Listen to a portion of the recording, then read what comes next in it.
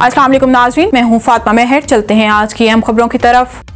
खबर शामिल करते हैं JN न्यूज़ के ब्यूरो चीफ शाहिद बुखारी की रिपोर्ट के मुताबिक वज़ीर आला पंजाब मरीम नवाज शरीफ के ज़ेर सदारत अमन व अमान से मुतल्लिक़ अमूर का जायज़ा इजलास।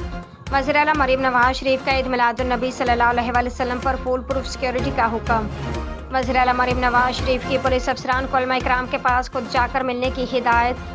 सूबाई सरहदी चौकियों की तादाद बढ़ाने की तजवीज़।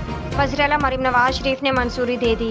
पुलिस एहलकार को APC बुलेट प्रूफ गाड़ियाँ और बुलेट प्रूफ जैकेटें फौरी तौर पर देने का हुक्म। सरहदी पोस्टों पर तैनात पुलिस एहलकारों की खसूसी ट्रेनिंग कराने का हिदायत। बॉर्डर सिक्योरिटी चेक पोस्टों को मज़ीद मजबूत और बेहतर बनाने का हुक्म। बॉर्डर मिलिट्री पुलिस की तश्कील और जदीद ट्रेनिंग की हिदायत। ड्यूटी पर मौजूद पुलिस फोर्स को बॉडी कैम लगाने का असूली फैसला। नाजायज़ असलहे के खात्मे के लिए मुहिम मज़ीद तेज़ करने का हुक्म। ऑन ड्यूटी पुलिस एहलकारों के सोशल मीडिया और कैमरे के इस्तेमाल करने पर सख्त पाबंदी आयद। पंजाब के अवाम के जान और माल का तहफ़्फ़ुज़ अवलिन जिम्मेदारी है।